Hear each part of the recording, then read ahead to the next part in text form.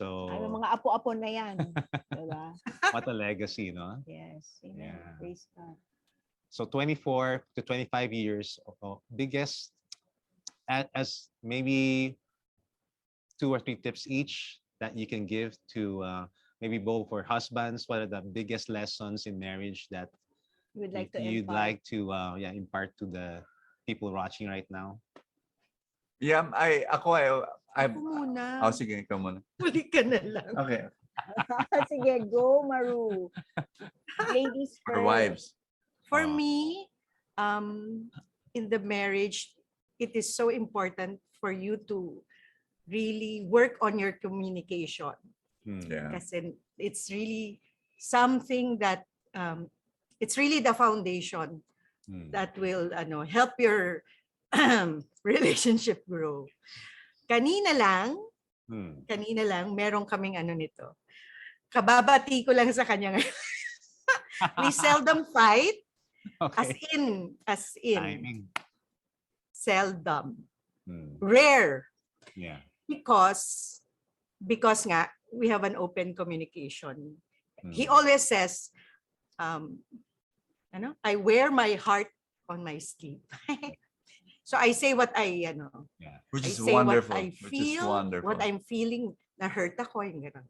Hmm. So there, that's the number one thing that couples really need to work on. Kasi we have this illusion na, ay dapat he knows what I'm thinking of. Ay dapat he knows what I like. Hmm. Diba? Hello? Hindi naman mind readers Yeah.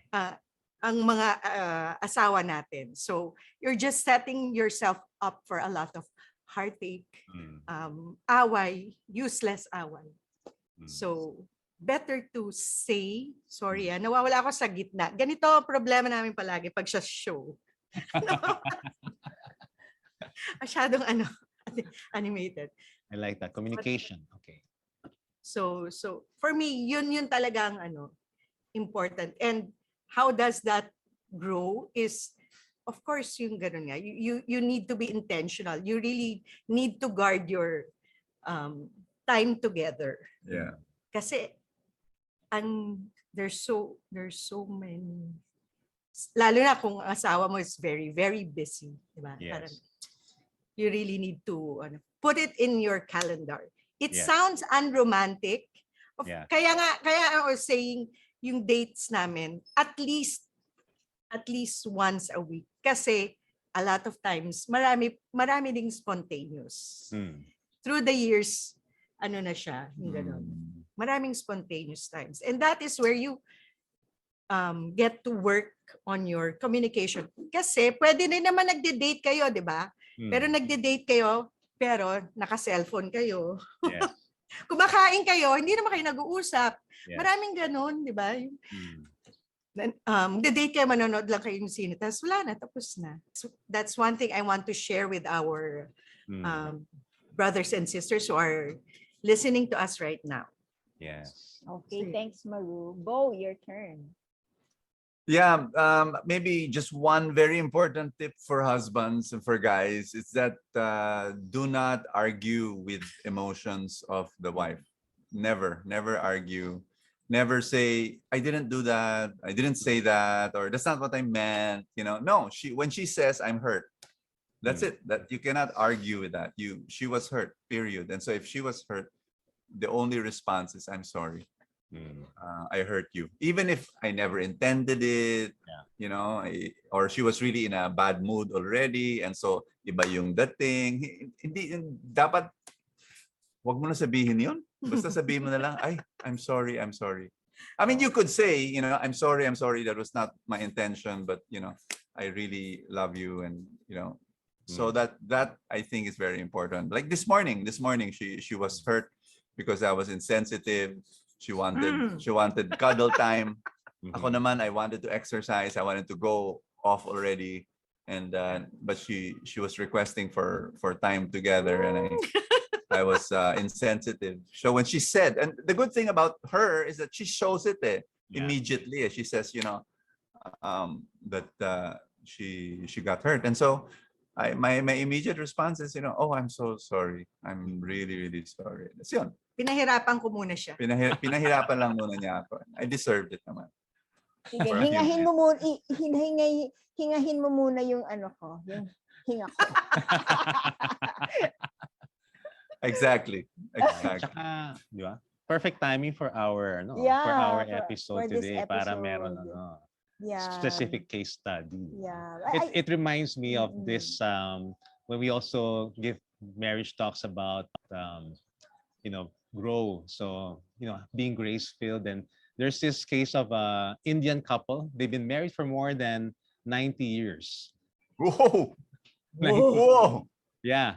They're How now old? 110. Oh my gosh, 10 siguro. Yeah. Yeah, they got married young. when they were 18, 19. And they said Their that secret. the secret to their 100 years of marriage is 3 words. I am sorry. Sorry. So, Galing. Ganda. 100 years, di ba? Parang Yeah. you'll be Grabe. saying Yes.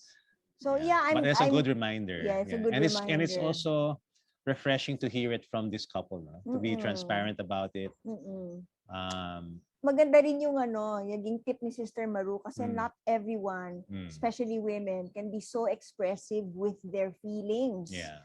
In fact, there are times when we keep it to ourselves and ipapasantabi na nila. Ganun ka ba? Pero it's important.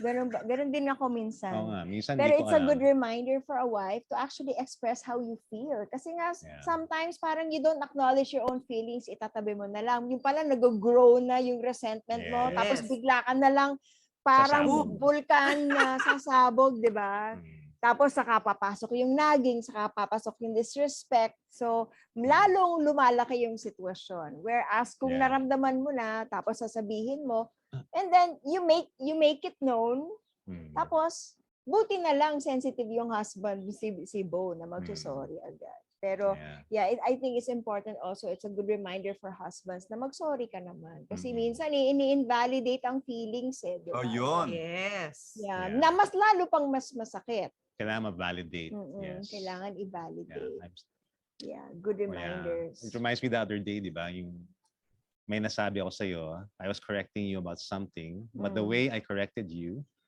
you felt shamed about it. Yeah. And so you Mm. told me that, the way you corrected me, parang you shame people. You have this way of Ooh. correcting people and then you shame them. Mm. So I really, Wow.